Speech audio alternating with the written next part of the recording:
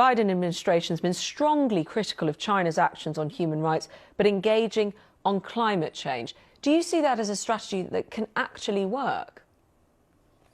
I'm not sure why BBC started with listing only China's human rights abuses. What about America's human rights abuses?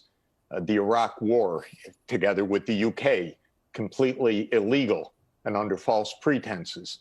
The war in Syria, the war in Libya, the continued sanctions against civilian populations in Venezuela and Iran, walking away from the Paris Climate Agreement for the last 4 years, unilateral trade actions that have been deemed illegal by WTO.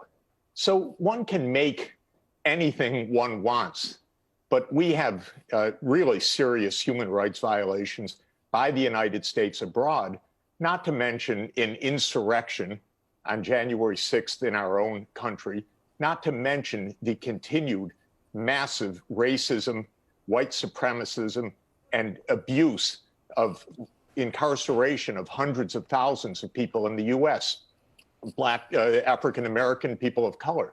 So I think that the whole premise of this story is a little bit odd. No, but sorry, I'm looking. Sorry, we have to look. If I may, we have to look.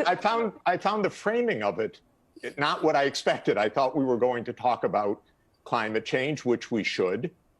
But I think that the idea that there is one party that is so guilty, how can we talk to them, is just a strange way to address this issue. Well, hang on.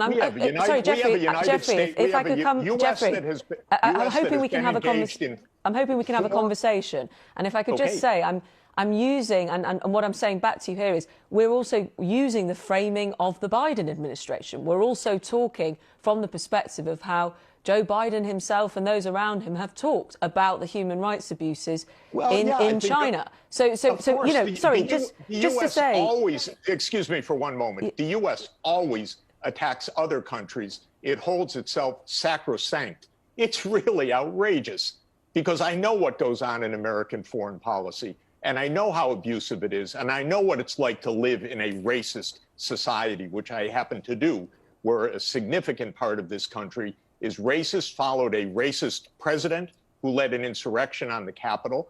And so the framing of this issue is strange.